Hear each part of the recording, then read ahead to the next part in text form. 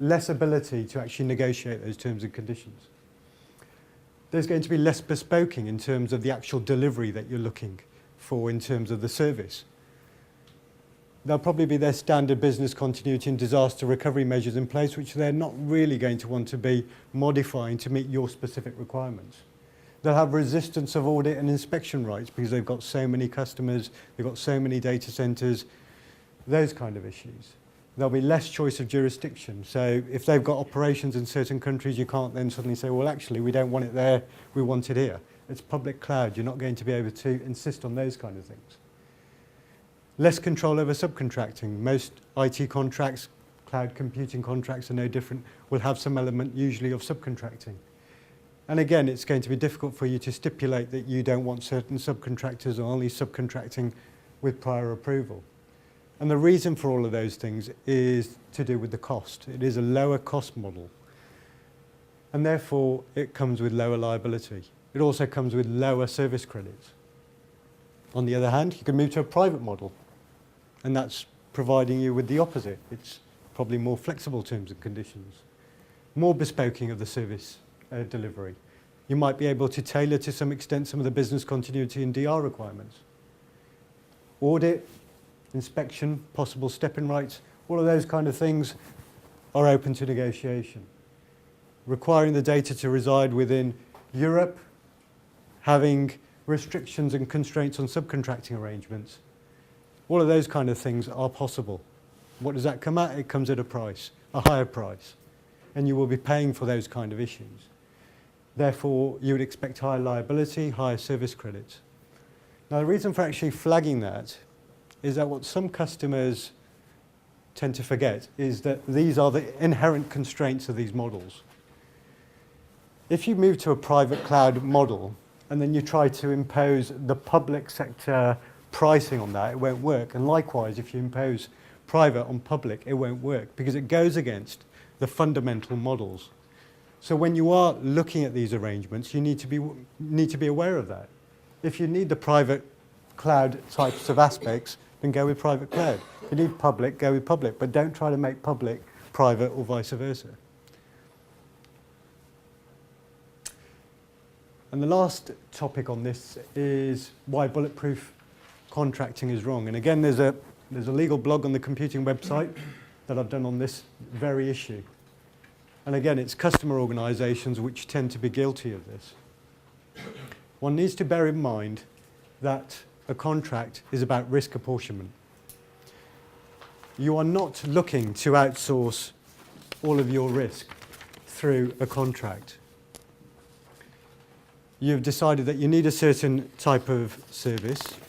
You've decided that there are certain commercial arrangements that you require as part of that. What you haven't done is said, service provider, take all our risk as well. So if you haven't outsourced all your risk, you can't therefore expect full reimbursement, or as lawyers like to call it, indemnification of losses which you suffer. And this is a really important point because countless times I've been advising, although we advise customer and supplier side, advised on supplier side, and I've had the CIO of the customer pulled into the meeting, and the customer's lawyer will go, well, you know, if there is this scenario, your organisation will suffer this loss, won't it? And the CIO will go, yes, we will suffer that. And you don't want that loss, do you? No, we don't want that loss.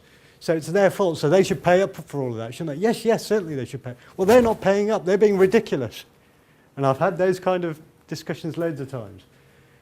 You know, so this is why it is important for the IT team to be aware of these kind of things, that lawyers have a role, but it isn't something you should let them just get on with. They need some guidance in terms of what actually is really important to your organisation and which things can you mitigate internally.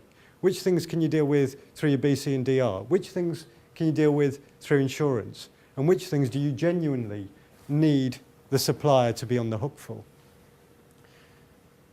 And if you take into account that, then you have a partnering relationship, which is what you're looking to do.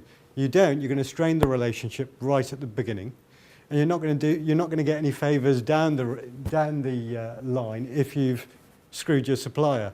If you've nailed them on cost, you've nailed them on liability, then the supplier will say, well, I'll do it right to the words of the contract.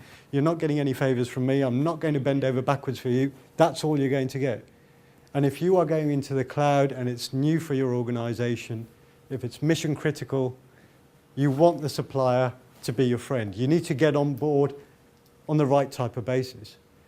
And again, what sometimes gets lost within customer organisations is that there is a balance between pricing and liability. If you've got car insurance, you've got home insurance. You know if you're paying top whack, you're getting all the frills, you're getting high liability cover, everything else. You go for the cheap policy and you've got all those exclusions and the cover's lower. Contracts are no different. If you are prepared to pay a premium, you will get higher liability.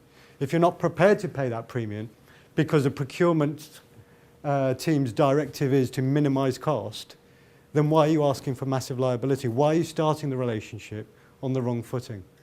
And that's something that, as an organisation, you need to be mindful of. And sometimes you need to give your lawyers a steer because they can go off on a frolic of their own. So it's really pragmatism between having a look at what you are outsourcing, what are the risks, going through the whole process of commercial, legal and technical due diligence, and having a look at, okay, there are risks there, but we can manage them in this way internally. And what is the gap?